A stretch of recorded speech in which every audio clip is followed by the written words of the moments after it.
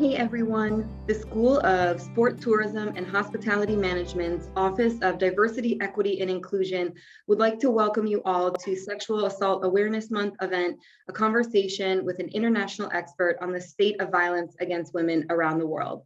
Before we begin, we'd like to share some facts about sexual violence and the pervasiveness of sexual violence against women. Though sexual violence impacts both men and women, boys and girls, 9 out of every 10 victims of rape are women. 1 out of every 6 American women has been the victim of an attempted or completed rape in her life.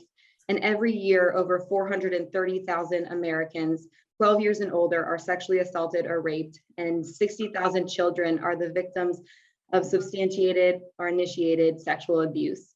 Majority of sexual assaults, approximately 55%, occur on or near the victim's home.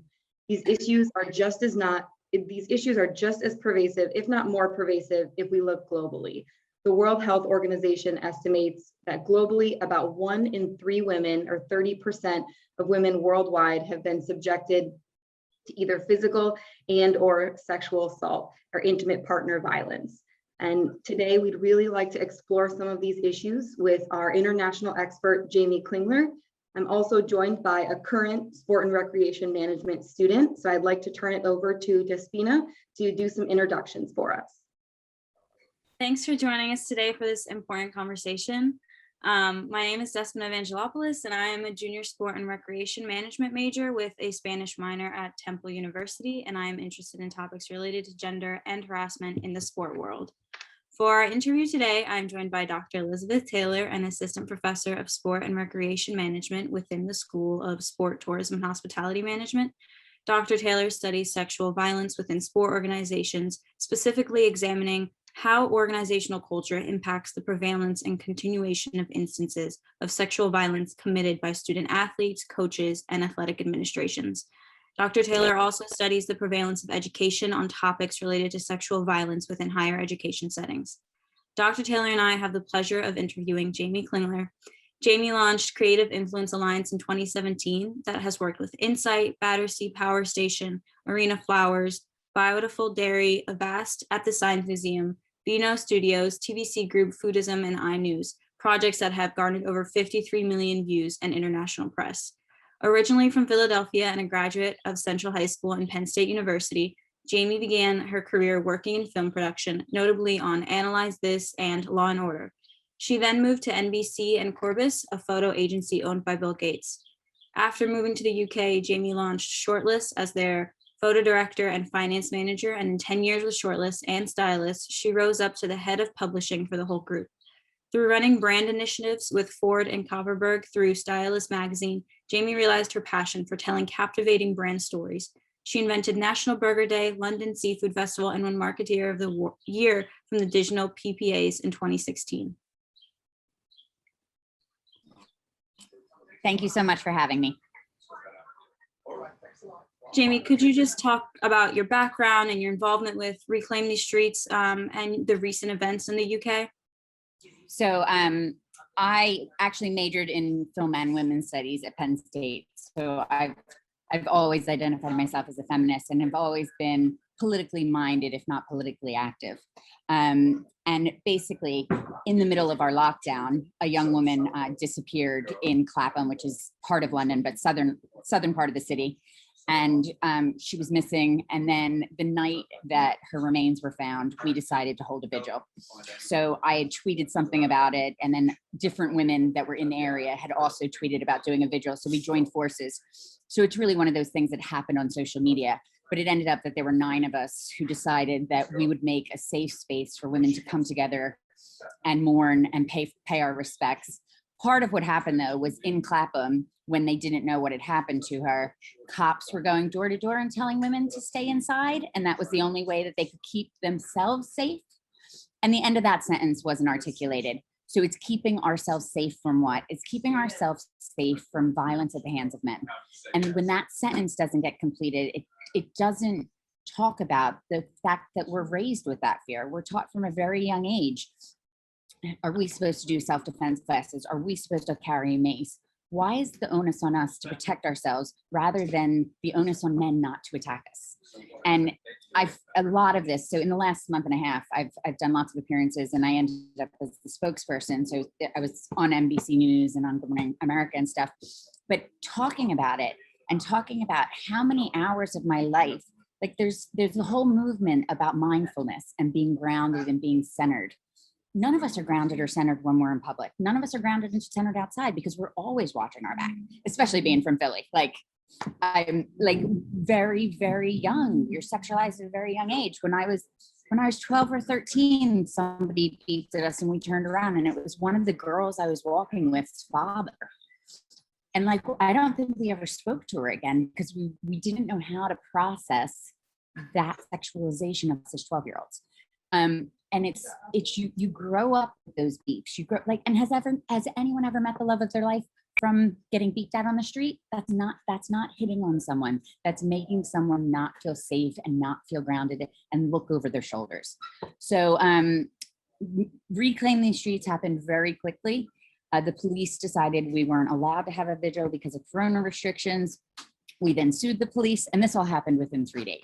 So it was very, very quick. And then we canceled the vigil and decided to raise money for women's and girls groups instead of having the vigil. But the vigil went ahead, and the police manhandled women at the vigil, which gave it even more global focus. But I think the global bit of it is the text me when you get home. And like my guy friends that we talk about it with don't realize that that's a daily occurrence for us. Like we do that in the middle of the day sometimes. Like you do it all the time. And the time of and energy spent on not feeling safe and not being able to just do your own thing, not being able to go running without worrying that somebody's going to grab your arm while you're trying to run. Like it's all of these microaggressions that keep you in your little box, that put you in your place.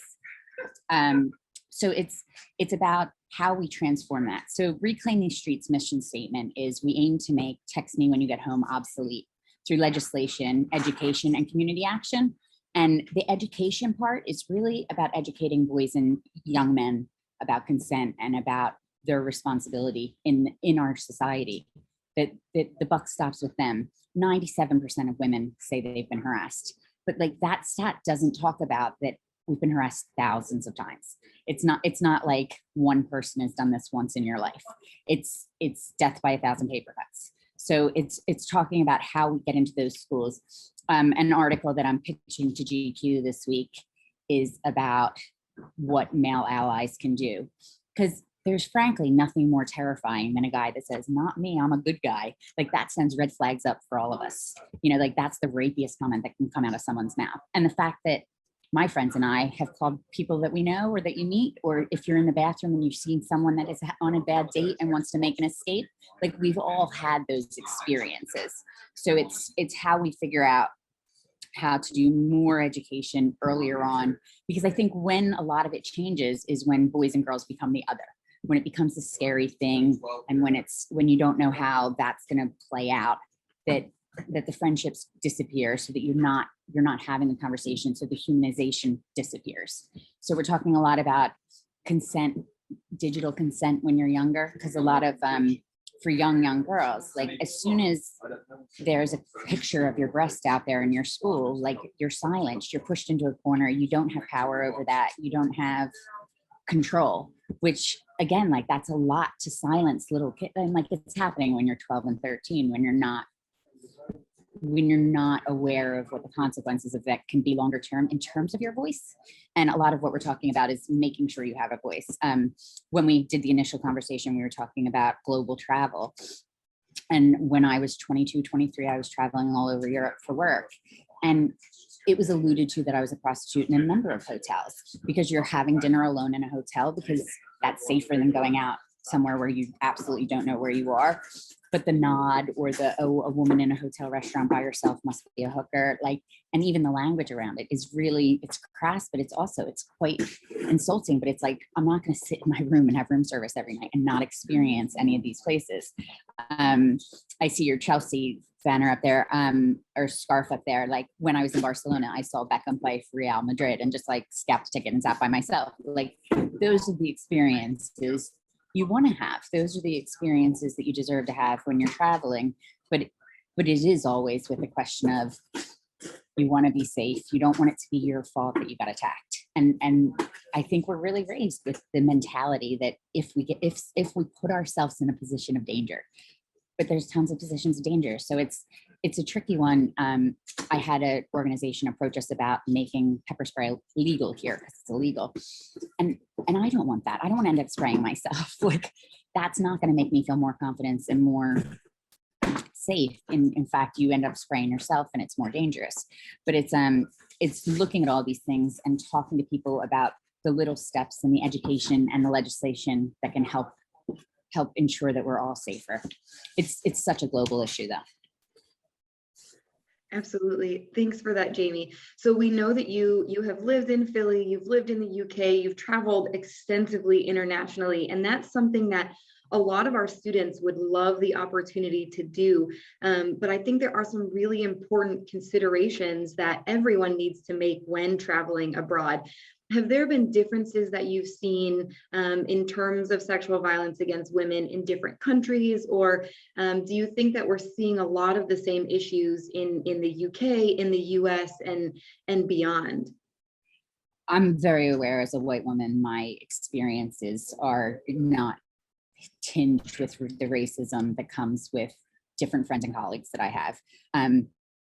Because if you are an Asian woman, you're getting the tinge of sexual violence that comes with the stuff about happy endings and the stuff that you're a sex worker. And I think there's like all different layers that need to be thought about, need to be considered. But when you're traveling, you also need to know what 999, it's 999 here rather than 911, but like those are things that people don't necessarily think about. Is how do you contact the police? What do you do if your phone's stolen? What do you do if you're in a situation that you feel like you've been spiked? Like all of those things really come into play when you're traveling, that you have to have your wits more about you because you need to know where you're getting to and you need to know where you're staying. You need to leave your passports locked in safes. Like when I was in Southeast Asia, like you never take your passport out. Like I got mugged and my bag was gone, but at least my passports weren't gone. I had other credit cards that I could use, but like my hotel key was gone and I had to change rooms because I wasn't going to sleep in a room that somebody had a key to. So there's things like that, but the hotels are usually quite used to making those changes and making the allowances to make sure you're a bit safer. But most of the world travels alone, or not most of the world, most of the UK and Australians, females, backpackers do travel alone. So it's very much a gap year thing that you do between high school and college, where it's not abnormal for you to do, but you stay on the Lonely Planet routes. You stay on the beaten path. You don't necessarily go off by yourself, and you don't go outside of the places where you find a lot of backpackers. Absolutely. I'm going to pass it back to Despina. She has a question a little bit about more of the structural issues that are at play with sexual violence against women. Yeah, so I was wondering, how do you think structural violence, so from hierarchical structures like the police or the government, or in general the patriarchal society that we live in this world, affect women, and what are the consequences of this? Do you think structural violence differs based on the specific country, or is it global? I think that you really just have to look at conviction rates. Like there's no point, at least right now, in reporting harassment on the street because it's never going to go anywhere. Like the conviction rates for rape are so low. Like you have to basically have, well, I know this week with the George Floyd verdict, like you have to have extensive video, like you have to show somebody 9 minutes of someone kneeling on someone to get that case through the upper echelons of justice. Like so much of the stuff, like the Stanford case where it should have been black and white and he got 6 months, she was unconscious, like, and there's no way that seeing those cases play out and seeing the lack of justice doesn't tell women not to report. Because if you're ignored at a harassment stage, if you're ignored at a sexual harassment in your office stage, if you're ignored and told that you're making too big of a deal of something, it doesn't encourage you to keep going and pursue the justice that you deserve. And one of the things that we're pursuing with the Metropolitan Police here is training about their racism and sexism and how the systemic racism and sexism within the department And one of the things that I found quite offensive here is because there's a female who is a lesbian at the top of the Metropolitan Police, we're told that the sexism doesn't exist. Look, there's a woman at the top. I really don't care that she has a vagina. She treats women and she treated us like absolute hell. So the fact that a woman's doing it is pulling those strings. Priti Patel here is the equivalent of the Secretary of State, and she's a woman of color, but her racist and sexist policies have been the worst that the UK's ever seen. So unless you're looking at the language the police are using when women walk into a police station, one of the things we've talked about a lot is the images and the videos from the vigil of men manhandling Patsy Stevenson and kneeling on her back at the vigil. Like that, young girls saw those videos, young girls saw those pictures. That doesn't make them feel like they're going to walk into their friendly police station and report, like the chasm between confidence and what we should do is so wide. Like, do we feel like we can just go into the cops?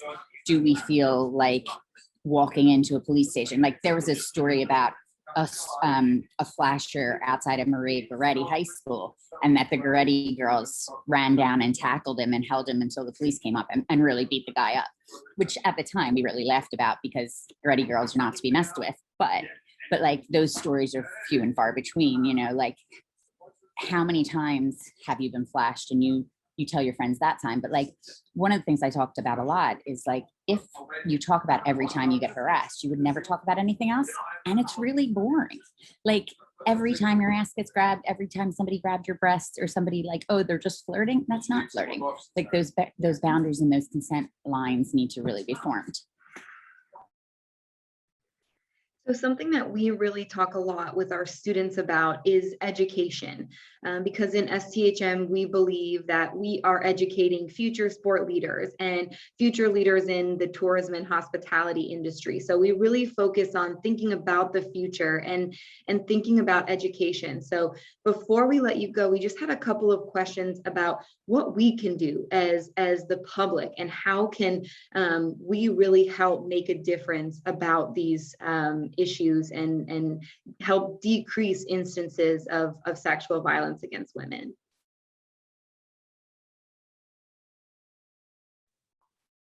So I think maybe our first one, what can we just do to help in a general sense? How can we help change cultures? How can we as the public, as future employees of sport organizations, of tourism and hospitality organizations, what can we do to help decrease sexual violence against women? I think community is a huge thing. I think believe women. I think listen to the women that are in your classes. Listen to the women that are in your friendship groups. If you're in a bar or restaurant and a woman is visibly upset in the bathrooms or something's going on, help her, walk her out, walk her to a cab. And also I'm 42 and my best friend has Find Your Friends on my phone, so she always knows where I am, which I hate that. I hate the responsibility that comes with that for her. I hate that we still have to do that. I thought I would have aged out of this by now. But also like with younger women, like with your nieces, with your daughters, open the conversations a lot earlier. Make it that it's a judgment-free zone, that if they want to come to you and say this has happened, or they were too drunk and they're a little embarrassed about something that's happened, or they're feeling uneasy about something, but they don't know why. Walk through those situations. Walk through, like, so much of it is about trusting spidey sense. So like trusting them and trusting intuition and unpicking why their intuition is right. If you're a teacher or if you're in a position that you're managing a bunch of young women and there's a lot of absences by somebody, if somebody is coming in late or is asked to move their desk away from someone, trust why. Trust what are the underlying reasons, and have your space be an open zone for them to come and talk about it. In my regular job, we talk a lot about what is the best way to work with me, and especially in COVID and how everybody's under all different stresses and things like that. So it's thinking about why this stuff is happening and trying to dissect that a little bit, give people a little bit more time, because they might not tell you right away, but if you invest some time, they will. And what is something everyone can do today to bring awareness to the violence women face? I just think the discussions, and I think the discussions around dinner tables is really, really important. I think that's where most of it comes out, and that's where you can influence if you influence the men and women in your life, that if everybody's doing that and having these discussions, it goes a long way. I think you bring up some great points on how people can help bring awareness or take action to the violence women face. And I think it's even more important to be having this sort of conversation. Women are constantly on their guard, always waiting for that "I'm home" text, carrying keys between your fingers, pepper spray, and the never-ending things we do as women to make sure that we're safe. And I think this conversation about sexual violence against women and being uncensored and real, and about the issues that we're facing, since everyone usually walks around the truth of the matter, which is sexual violence towards women at the hands of men, is incredibly important. And your experience and knowledge are valuable. And thank you for sharing it with us. Yeah, and thank you so much for having me. Jamie, thank you again so much, and thanks for joining this conversation. Folks who are tuning in at a later date, the School of Sport Tourism and Hospitality Management and the Office of Diversity, Equity, and Inclusion would love to continue to engage with you on these topics as we gain more understanding and help create change through continued education. So if you're tuning in later, please feel free to reach out to us via email or our social media channels, and we'd love to continue these important conversations with you.